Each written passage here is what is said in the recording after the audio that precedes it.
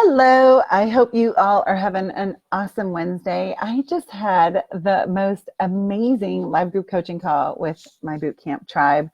Um, I'm so blessed to be called Mama Boot Camp. It really is such an honor and a pleasure to get to know so many chiropractors from all over the world and their teams that are in the boot camp. Hey, Amanda, good to see you. Hey, Keith. So here's an interesting perspective that I came up with today as I was on a group coach, not a group coaching call, a private coaching call. And that is, we all have lots of balls that we juggle, right? Like we're a mom, we're a sister, we're a wife, we're a husband, we're a friend, we own a business, we participate in church. Like we have all of these things that we do. So what if each of the roles that you fulfill in your life, what if you thought of each of them as a car, like some kind of vehicle, right? So my mom car, my wife car, my Mama Boot Camp car, my business car, all of these different cars, right? All right, so each role that you fulfill is a different vehicle. And then it's really important to identify then in that vehicle, what position do you need to sit in? Because a lot of times what I think that we do with these positions in our life, we always think that we have to be in the driver's seat. We're the one controlling where the car is going, the speed at which it goes, if we're changing lanes, what needs to happen, maintenance to it, fuel, all of that. And here's the deal. It's not true. It is not true that you need to be in the driver's seat of all of those roles in your life. Sometimes it's best for you to be in the passenger seat and be the navigator and help out the driver. Sometimes it's better for you to be in the second row seating, like totally away from the door, maybe like old school minivans, where they only had like one door on one side. Maybe you need to be behind the driver, supporting the driver and the other occupants in the car, but more so just like as a passenger, like taking a look at and enjoying the scenery and participating in the conversation, but really you're just along for the ride. Maybe other times you actually need to be in the third row, in which case you're not participating in the conversation, you're truly just along for the ride. So I encourage each one of you to really and truly be thinking of those roles in your life as vehicles. What position do you hold in that? And then based on the position that you hold in that vehicle, what is your responsibility? If you're the driver, you have a lot of responsibility. You have the responsibility of getting all of these people there safely. You have the responsibility of making sure that that vehicle is well maintained. You have the responsibility of seeing where you're going and navigating the road, avoiding accidents, staying, on your side of the yellow line. The other thing is to understand what is your responsibility in terms of the fuel tank, right? Like how I show up in my marriage is way different energetically than how I show up in my friendships. How I show up in my marriage, I have a responsibility in my marriage to keep that fuel tank at 100%. I have made a covenant, with my husband before the Lord that it's the Lord first and my husband is second. So energetically, I do not have the same responsibility to those other vehicles as I do my marriage. But if in my mind, I say to myself, I always have to show up at 100%, it is not true. It is not true.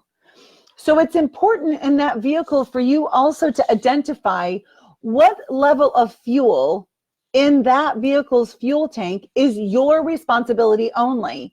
If you're in the back seat, right, in the third row, and you're just along for the ride, maybe you show up at 5%. Maybe there are times you have to show up at 100%, but not every single time. So we do not have the responsibility of being all things to all people. In every situation, you are not responsible as the driver. And if you think that you are, I promise you, you're going to break down as well. You know what? If you act like you're always the driver, what if the person who then is having to be the passenger in aspects of your life, what if they want to be the driver? What if they actually, somebody from the third row seat, if they come up and take the driver's position, what if that then gives them the opportunity to learn and grow? And I'm specifically talking about children here, right? If you do everything for your kids, then they're never going to learn how to drive. And guess what? They have a vehicle called their own life. And if you're always in the driver's seat, instead of sometimes just navigating, instead of sometimes you need to be in the back row, helping just like along for the ride, there to cheer them along, like, hey, you're doing a great job, or hey, like, you may want to avoid that bump. And the way that you avoid that pothole, child, is to take personal responsibility for the outcomes of your actions. Can I tell you something? If you want your children to grow in confidence, stop doing everything for them. We don't grow our confidence by thinking about it. We grow our confidence by doing it. Or business owner, I'm talking to you as well. If you, every single time you're picking up the slack in your office and you're picking up the pieces for your team, they're going to keep letting you pick up the pieces. When it's their job, sit in the passenger seat or sit in the back seat. Like my team will attest to this. I'm the furthest thing in the whole wide world from a micromanager. When I delegate and I give a responsibility to a team member, I rarely even check back in with them. I just assume they're going to get it done. Now, if they don't, we have words about that. And I find out, how can I help you get that done? Was I not clear about the task? Are you waiting for somebody else to do something in order to be able to complete that? But I got to sit in the back seat.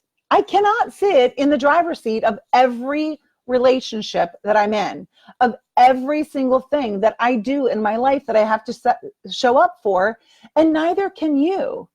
And like, no offense, but why do you think that you need to be the driver of everything? Are you really the only one who could do it?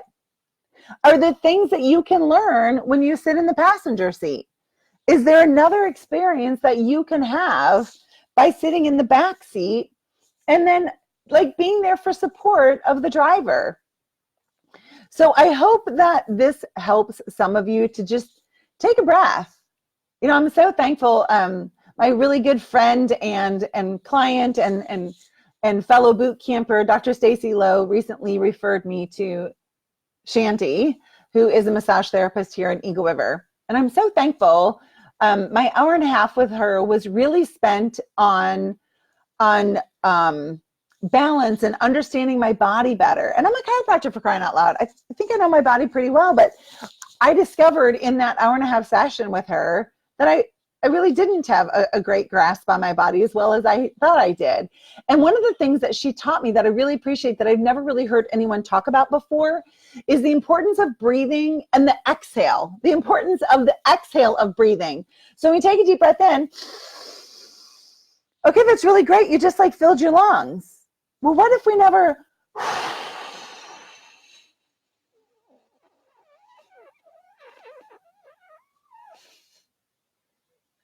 completely exhale? What if you're breathing in sympathetic nervous system, but not completely exhaling, firing up your parasympathetic? You're like, you just are full of stale air. What if, and if something so amazing, like just exhaling, like just like completely getting rid, completely like to the point where like you've just like squeezed everything on the exhale, could that possibly be better for you? I'm here to say, yes, it can. So I encourage all of you, really focus on the exhale, and the exhale in your life may be putting you in the third row. But guess what? That car that you're in is not going to be unmanned. You're probably not driving the vehicle yourself. And if you step out, it allows somebody else to step in. So I just want to say hi to some people. So Natalia, hey Otto and Aura and Morgan and Lauren and Tiff and Sherry and Kat and Andrea. And Erica said, it's a tough concept to learn. I just had this realization a couple of weeks ago with a board I am on. Awesome. And Stace and Diana and Ashley and Jeff and Cheryl and Jenny and Brooke and Deb. Hey, Deb, I haven't seen you in forever. It's great to see you. And Kristen and Heather and Cindy, Joanne, Keith, Amanda. Thank you, thank you, thank you. And Maria, thanks to all of you for joining me. I'd love to know your thoughts about this concept. Like, it's really just something I came up with today. I know that the brain thinks in terms of pictures, our mind thinks in terms of pictures. So I was just thinking, like, what if we start looking at our fleet of cars? And what kind of vehicle does that relationship represent? Like, is this a relationship that's in, you know, a Porsche that's going to get you like an amazing, like, driver comfort from here to there? What are the needs of that, of that vehicle? Maybe instead that relationship, like, you got to show up industrial strength, like you're the tractor trailer, like the, you know, like the semi tractor trailer on this one, like you're driving and you're pulling a heavy load. You know, something Dr. Lucy Clary from Australia said to me today was this concept of, do you feel like you're constantly pushing uphill? Do you feel like you're constantly pushing uphill? And if you do, take a break. And remember, like, the journey, it's a lifetime, right? Like, you don't have to solve everything today. And going back to the vehicle, like the fleet, please make sure that you're not driving around dump trucks for everyone else to put their junk in. Care, don't carry, and never chase.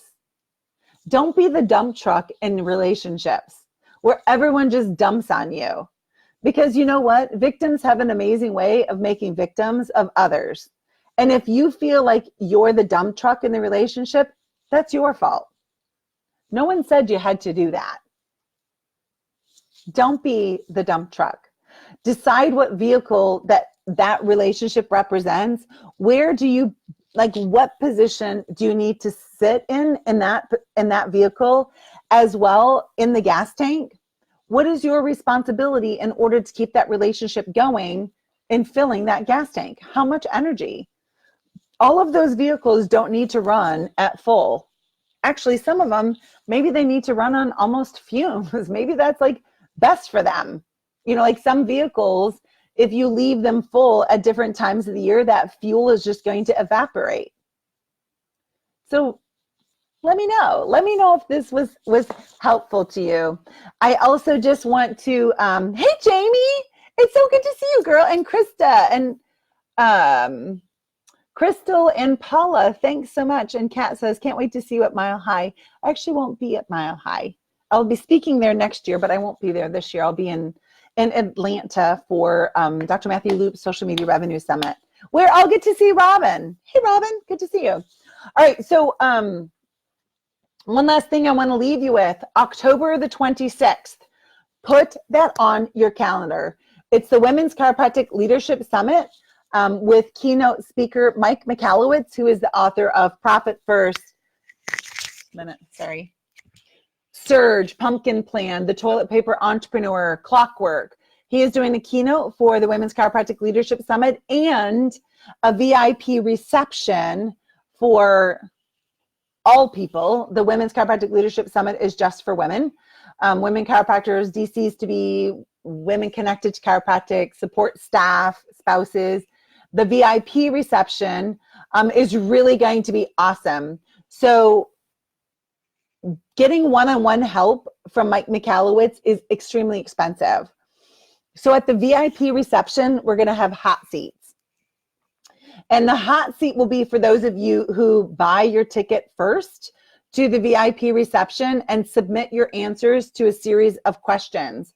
Then Mike is going to personally give you coaching about your business from the stage. You'll go up on the stage and everybody else gets to listen in. So this is really going to be an intimate, very, very helpful VIP reception with him. He'll speak for a little while and then spend an hour and a half on hot seats. So if you want to get this best-selling author and man who is determined to end entrepreneurial poverty's one-on-one attention, you're going to want to watch for the VIP reception and be the first to grab your seat and get your questions back in. Hey, Jay, it's good to see you. Yeah, I'll miss seeing you too, Kat. So I hope you all have a wonderful day. God bless you. Be well. And I'm curious to know your thoughts about this vehicle fleet, the position that you're in, and your responsibility for the fuel tank. See ya.